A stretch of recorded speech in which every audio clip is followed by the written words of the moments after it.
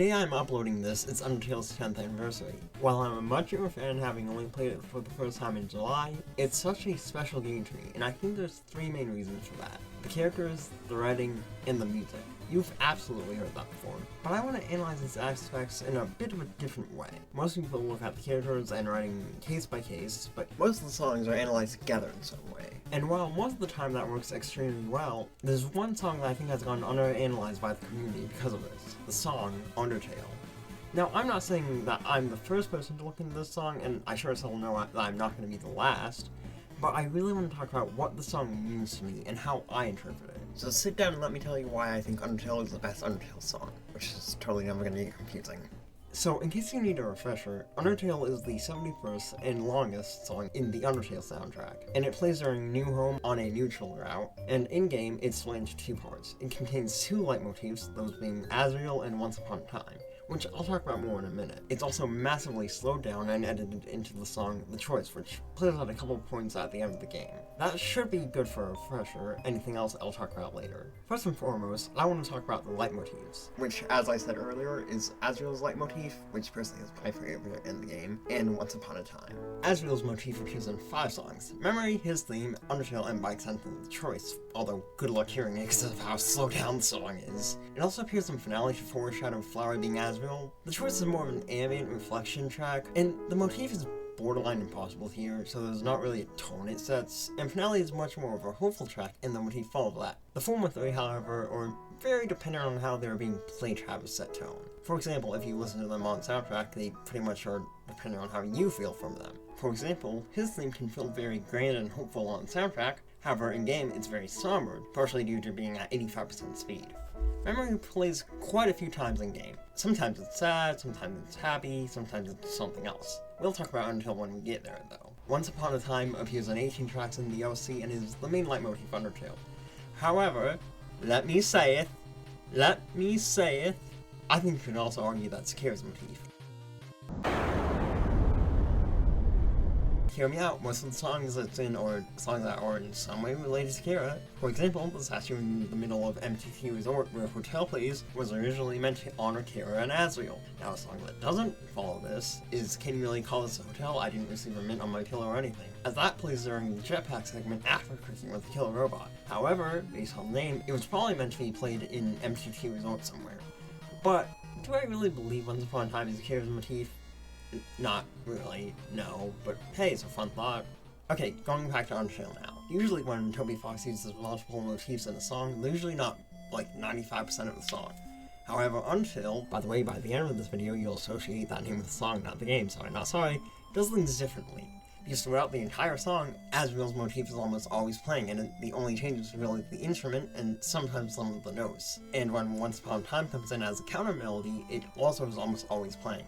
And while it's not too crazy, pretty much the only thing that breaks up the motifs are short piano licks that occasionally play during the more grand segments of the song. The only time Asriel's motif isn't playing is during the flute section. The entire of the song is playing even if it's barely audible, almost exactly like in-game, where Asriel, as Flower, is almost always there in some way. And again, going with the idea of Once Upon a Time being Kira's motif, the only time it's alone is during the flute section where the monsters tell you that they got sick and died, which was their plan that Asriel didn't want to go along with. And the song starts off with only Asriel's motif, and after about 40 seconds, Once Upon a Time comes in, which is obviously supposed to represent how it was just Asriel until Kira fell down. Anyways, I'm done rambling about motifs, time to ramble about something else. Now, this next section is going to be more personal and opinionated, since I obviously need to talk about the emotion that the song evokes, both in-game and just in general. So first, how does it make me feel in-game? I'm going to go over it in the two parts that split up into, the first being the beginning to the end of the section before the flute, and then the flute section to the end. The first part has a pretty hopeful tone. The live guitar creates a pretty warm feeling, and the string instrument makes an almost adventure-y feel. There's a very positive vibe from this section, which makes sense. The upper area of New Home is where the monsters tell you about Kira falling down, and them basically being adopted by Toriel and ASGORE, and how when they and Asriel were alive, the underground was very hopeful. But when you enter the basement, the second part begins. It starts off with the flute section, which I mentioned plays when the monsters tell you about Kira's death. Besides what I said about how this is the only time Once Upon a Time is alone in the song, it's also an immediate contrast to the first part, with an instant sadder tone to it. The next section is similar to the main part of the first one, but it feels off, as if it's trying to be hopeful, but it's not. it feels like it's split between somber and hopeful. This part plays when the monsters tell you about Azrael absorbing Kira's soul, taking their body to the surface, and being attacked by the humans. The tone of this section feels like it represents how Azrael and Kira's shared control over his body, and how most of the decisions were made by Kira, but Azrael made the decision not to fight back, which brings us to the next section. When he learned that Azrael spared the humans and just left to go back to the underground, that his dust spread across the flowers, and how the underground lost all its hope. A short section consisting mostly of Azrael's motif, as well as some percussion and piano, plays. It feels very somber, but it almost feels hopeful too. It's such a perfect section for this moment, because it feels like it's exactly what Azrael was thinking during it. The second to last section plays when it said ASGORE declared war on the humans, that the monsters were hopeful for their freedom, and when they say that, we should be excited too. It feels hopeful, but it almost feels false. It feels like it represents how ASGORE doesn't want this, he just wants his people to be happy. Azrael's motif is still there, but it's almost barely audible, while Once Upon a Time is still the main part of the song. If you keep with the idea of the latter representing Kira, it represents how they probably would be happy about the war since they hated humanity, and while Azrael wouldn't. The final section plays when the last fragment says, "You're going to be free." It's purely Azrael's leitmotif, and it's such an amazing culmination of the song in this part of the game. It doesn't feel like it's about its ending. Remember, the story of the Dreamers, along with Undertale, aren't part of the Genocide or After True Lab. So to me, this line and this outro almost feels like it's foreshadowing for True Pacifist. This line feels like it's referring to Frisk going free at the end of that route, and the outro feels very similar to Memory and the beginning of his theme. With all that said, I think it's time to move on to how the song alone makes me feel. So how does it feel to me? Well, it kinda depends. Sometimes it feels like it's very positive and hopeful, sometimes it's somber and depressing. The feeling of the song fully depends on how I feel when I listen to it, and that's beautiful to me. Most songs in Undertale and Deltarune evoke one type of feeling. Field of Hopes and Dreams feels hopeful and dreamy. Black Knight feels very chaotic and fast, like the night. Waterfall feels mystical and mysterious. The list goes on. However, some feel different between listening to them in-game and just listening to them normally. Memory, his theme, and obviously Undertale feels different. The difference between those three, however, is that Memory and his theme feel the same every time I listen to them on the soundtrack, whereas Undertale doesn't. It changes. And this is where so much of my love of the song comes from. As I said, sometimes it feels positive, sometimes it feels negative, and it's perfect. And with that, I want to bring up the most iconic line in Undertale. Despite everything, it's still you. That line just hits you. It's such an amazing line, it doesn't even need to be related to Undertale, or even anything specific to hit you so unbelievably hard. And somehow, to me, this song just says it. I don't know if it's just I've associated them together at this point, or if Undertale is just built like that. But this song just screams that line at me every time I listen to it. And that's one of the reasons I feel like it deserves the name Undertale so much. Remember how I said the song can feel like almost any emotion? That's Undertale. It can feel so unbelievably hopeful and happy, or it can feel depressing and sad. It all depends on you. It's not called Undertale because the story of the Dreamers is what Undertale is about.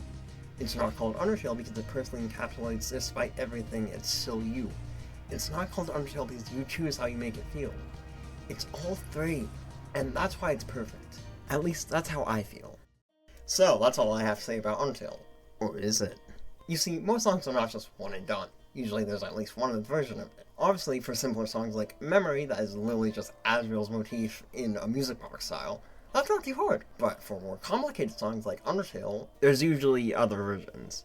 In fact, Toby Fox shared one of these on Tumblr for the game's first anniversary. However, this version kinda sucks, not gonna lie. It does share some characteristics with the one we got, but there's quite a few differences, and I think all of them make the song actively worse. First and foremost, Azrael's motif, at least the one we know and love, does not exist. In fact, at the time of this version's composition, it probably didn't even exist at all, since Toby said that the changed chords and guitar inspired him to make Memory. Now, I do think that this version's guitar is fine, I guess, but like, the modern version is just like such a more emotional riff and performance, is just like, in general, it's better, at least in my opinion. Another thing is that during most of the parts where Once Upon a Time is center stage, there's an electronic instrument, which just completely throws off the tone of the song, because like, the rest of the song doesn't have anything electronic about it. The drums are much more simple than in the final, but I don't really care because it's probably just a placeholder, and even then, I'm a Metallica fan. I really can't complain about simple drum beats, but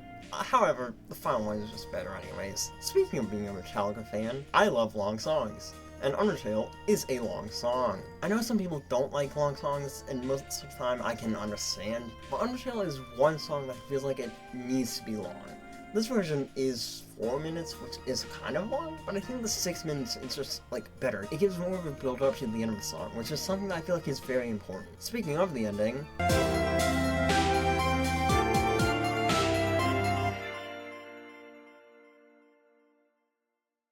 this version, it just ends. It doesn't have a proper ending, it just cuts off randomly with a sustaining note. Hell, a fade would work with it, similar to his like, but like, what? I don't even know how to explain this in words, it's so stupid.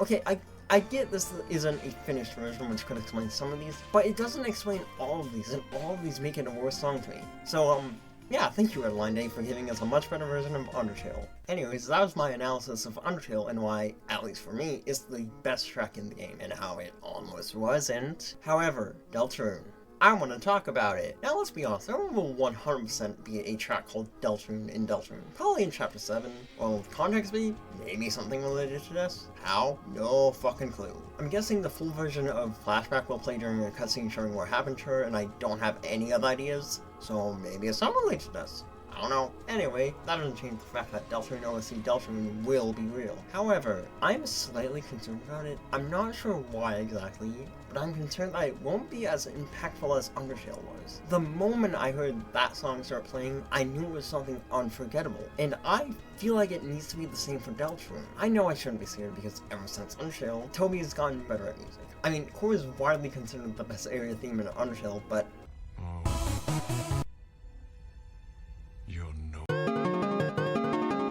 and I will absolutely be playing a game while playing Chapter 7 to see if I can guess which song is called Deltarune, and if I can get it right, you know Toby succeeded. But there's just some pessimism in me that is still really scared about this. Like, everything from Deltarune is better than Undertale. I mean, the story's better, the characters are better, the music's better, the art's better, the really fucked up people around is more fucked up and evil. It's all better, but this is one thing that I feel like might not be. But hey, I'm probably gonna be wrong. So I'm excited for Deltarune OST Deltarune. Hey everyone, thanks for watching. This isn't something I'm very used to doing, so it's probably a bit sloppy, but I do really hope you enjoyed it.